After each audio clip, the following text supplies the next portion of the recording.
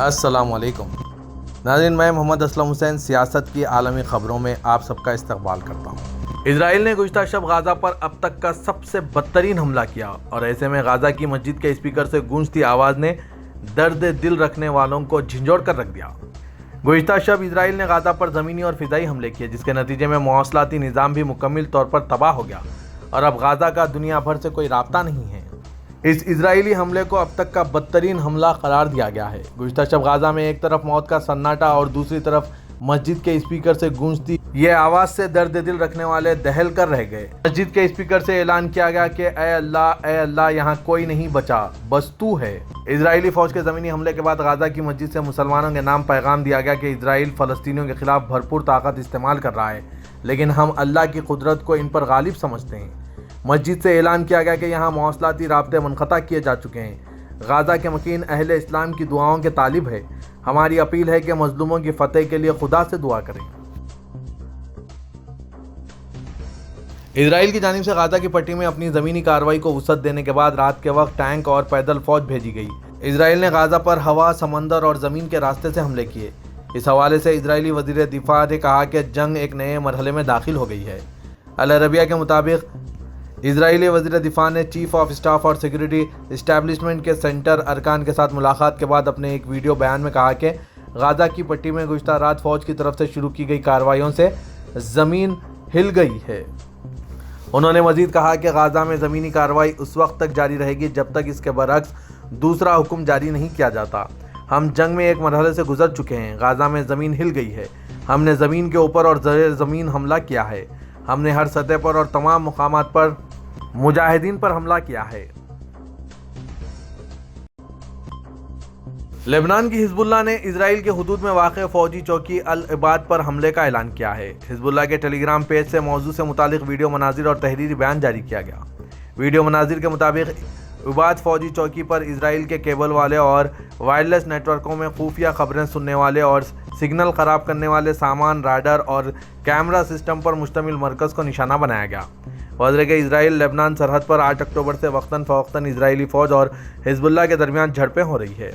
حملوں میں حزب اللہ کے 46 اراکین سمیت اسلامی جہاد تحریک کے 6، حماس کے 3، حزب اللہ کی حمایت یافتہ سنی مزاحمتی بریگیڈ کے 2 اراکین اور ایک اخباری رپورٹر سمیت 4 شہری شہید ہو چکے ہیں۔ لبنان کی طرف سے کیے گئے حملوں کے نتیجے میں 3 اسرائیلی فوجی اور 1 اسرائیلی شہری ہلاک ہو گیا۔ اقوام متحدہ کے سیکریٹری جنرل اینٹونیو گٹرس نے غزہ میں ہو رہی تباہی پر خبردار کرتے ہوئے کہا کہ سب کی آنکھوں کے سامنے ایک انسانی تباہی ہو رہی ہے۔ ہفتے کی رات ہوئی شدید بمباری نے غزہ کو تباہ کر دیا اور اسے بیرونی دنیا سے تقریباً الگ تھلگ کر دیا۔ اقوام متحدہ کی جنرل اسمبلی نے 14 کے مقابلے 120 ووٹوں سے قرارداد منظور کی، جس میں غزہ میں فوری، طویل مدتی اور پائیدار انسانی بنیادوں پر جنگ بندی کا مطالبہ کیا گیا۔ لیکن لڑائی روکنے کے لیے اس زبردست حمایت کے باوجود اس سے غزہ کی صورتحال میں کوئی خاص فرق نہیں پڑا اور اسرائیلی فوج کا رویہ اور کارروائی فیصلہ کن مرحلے میں داخل ہو چکی ہے۔ یورپی یونین کے اعلیٰ نمائندے برائے خارجہ امور جوزف بوریل نے ایک ٹویٹ میں خبردار کیا کہ غزہ مکمل طور پر بلیک آؤٹ اور تنہائی کی حالت میں ہے۔ اس دوران شدید گولہ باری جاری ہے۔ غزہ کی صورتحال انتہائی تشویشناک ہے، جہاں لوگ بجلی، خوراک اور پانی کے بغیر زندگی گزار رہے ہیں۔ بچوں سمیت بہت سے شہری مارے گئے ہیں، جو بین الاقوامی انسانی قانون کے خلاف ہیں۔ سابق امریکی صدر ڈونلڈ ٹرمپ نے دوسری میعاد کے لیے صدر منتخب ہو کر وائٹ ہاؤس پہنچنے پر بعض مسلم ممالک سے آنے والے لوگوں پر پھر سے سفری امتناع عائد کرنے کا عہد کیا ہے۔ ریپبلکن جیوش کولیشن کی سالانہ چوٹی کانفرنس سے خطاب میں 77 سالہ ٹرمپ نے پوچھا کہ کیا آپ کو سفری امتناع یاد ہے؟ اقتدار پر لوٹنے کے پہلے ہی دن میں سفری امتناع پھر سے عائد کر دوں گا۔ انہوں نے کہا کہ ہم نے سفری امتناع عائد کیا تھا کیونکہ ہم نہیں چاہتے کہ ہمارے ملک میں وہ لوگ نہ آئیں جنہیں ہمارے ملک کو دھماکے سے اڑانا پسند ہے۔ انہوں نے کہا کہ ان کے دور میں عائد کردہ سفری امتناع کامیاب رہا تھا۔ 4 سال میں کوئی ایسا ویسا واقعہ پیش نہیں آیا کیونکہ ہم نے ہمارے ملک کے دشمنوں کو دور رکھا تھا۔ ٹرمپ ریپبلکن پارٹی کے صدارتی امیدوار میں سب سے آگے ہیں۔ فلسطینی صدر محمود عباس نے غزہ کی پٹی پر اسرائیل کی طرف سے شروع کیے گئے جنگی مرحلے کے اثرات پر بات کرنے کے لیے ہنگامی عرب سربراہ اجلاس بلانے کا مطالبہ کیا۔ العربیہ کے مطابق محمود عباس نے فلسطین لبریشن آرگنائزیشن کی ایگزیکٹو کمیٹی کے اجلاس کے دوران ایک تقریر میں کہا کہ اسرائیل نے انسانی بنیادوں پر جنگ بندی سے متعلق اقوام متحدہ کی قرارداد کا جواب زمینی حملے اور مزید کشیدگی سے دیا ہے۔ ان کا یہ بیان ایک ایسے وقت میں آیا ہے جب غازہ کی پٹی میں فلسطینیوں کو مزید انسانی آفات کا سامنا ہے۔ جمعہ اور ہفتے کی درمیانی شب غازہ پر وحشیانہ بمباری کے نتیجے میں بڑی تباہی پھیل گئی ہے۔ بچا کچا غازہ پر ہفتے کی رات بھی وحشیانہ اور دہشت گرد حملے کیے گئے۔ درجنوں لاشوں کے ملبے تلے دبے ہونے کا اندیشہ ہے۔ طبی ذرائع نے بتایا کہ اسرائیلی بمباری کے بعد کئی علاقوں تک پہنچنے میں دشواری کے بعد غازہ کی پٹی میں بیماریاں پھیلنے کا خدشہ پیدا ہو گیا ہے۔ غازہ میں تباہی پھیل گئی جس سے تمام علاقے زمین بوس ہو گئے ہیں۔ اب تک لگ بھگ 8,000 فلسطینی شہید ہو گئے ہیں۔ اسرائیل کی جانب سے غازہ کو ختم کیا جا رہا ہے۔ اقوام متحدہ کی جانب سے جنگ بندی کی قرارداد کے باوجود زمینی حملے، فضائی حملے اور ہزاروں لوگوں کو نشانہ بنانے کا سلسلہ اب بھی جاری ہے۔ ایسے میں تمام مسلم ممالک خاموش تماشائی بنے ہیں۔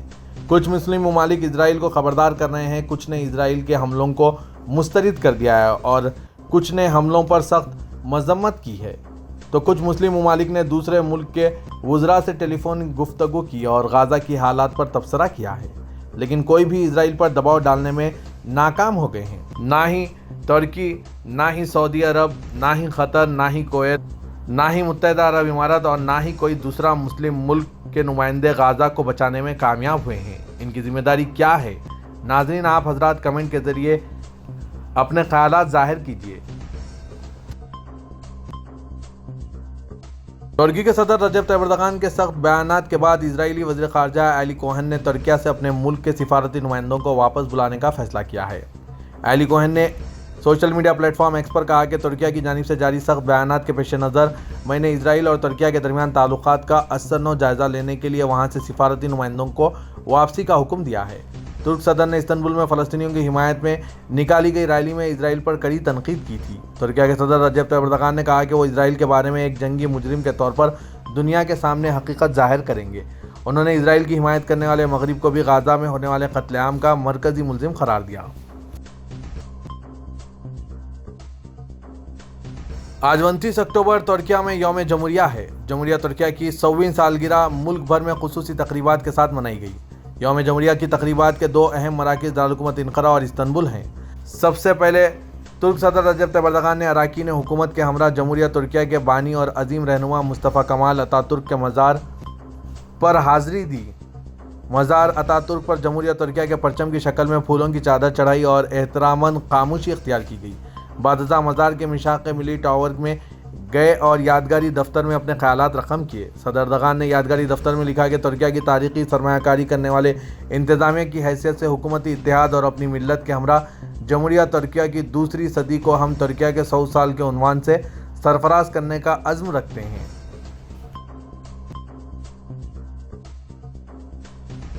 سعودی عرب کے دارالحکومت ریاض میں خوراک اور زراعت پر مرکوز 4 روزہ نمائش میں 3 ارب ریال سے زیادہ کے معاہدوں پر دستخط کیے گئے۔ عرب نیوز کے مطابق سعودی زرعی نمائش 2023 سے 26 اکتوبر تک جاری رہی، جس میں 40 سے زائد ممالک کے 410 سے زیادہ نمائش کنندگان نے شرکت کی۔ سعودی پریسیڈنسی کے مطابق ایونٹ میں فوڈ پیکیجنگ، ایگری فوڈ اور ایکوا کلچر پر توجہ مرکوز کرنے والی 3 خصوصی نمائشیں شامل تھیں۔ ایونٹ میں 16 معاہدوں اور مفاہمت کی 3 یادداشتوں پر دستخط کیے گئے۔ خادم حرمین شریفین شاہ سلمان بن عبدالعزیز اور ولی عہد شہزادہ محمد بن سلمان نے چینی صدر کو مکتوب روانہ کیا ہے۔ سعودی پریسیڈنسی کے مطابق سعودی قیادت نے ریاستی کونسل کے سابق چیئرمین لی کیجیانگ کے انتقال پر دکھ کا اظہار کیا۔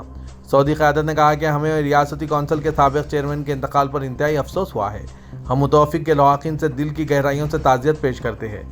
سعودی قیادت نے چینی صدر کے نام اپنے مکتوب میں کہا ہے کہ ہم برادر ملک چین کے لیے نیک جذبات رکھتے ہیں اور امید کرتے ہیں کہ ہم دونوں کے ممالک کے درمیان تعلقات میں مزید اضافہ ہو۔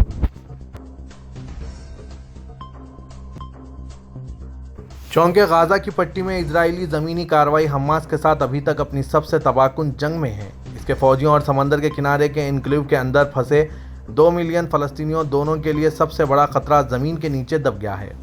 حماس کے عسکریت پسند گروپ کی طرف سے بنائی گئی سرنگوں کی ایک وسیع بھول بھلیا گنجان آباد پٹی میں پھیلی ہوئی ہے، جس میں جنگجو چھپے ہوئے ہیں۔ ان کے راکٹ ہتھیار اور 200 سے زیادہ یرغمالیوں کو جو اسرائیل پر 7 اکتوبر کے غیر معمولی حملے کے بعد پکڑے ہوئے ہیں، وہ بھی اس میں ہیں۔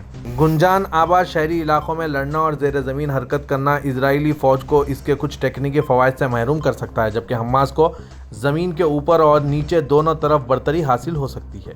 जॉन स्पेनर, जो एक रिटायर्ड यूएस आर्मी मेजर और वेस्ट पॉइंट के मॉडर्न वॉर इंस्टीट्यूट में अर्बन वॉरफेयर स्टडीज़ के सरबराह हैं, उन्होंने सोशल मीडिया प्लेटफॉर्म एक्स पर तहरीर करते हुए लिखा कि मैं आम तौर पर कहता हूं कि ये सड़क पर चलते हुए चेहरे पर घूंसे मारने के इंतज़ार में हैं। हमास से लड़ना इतना मुश्किल है, इजरायली फौजी समझ नहीं पाए हैं।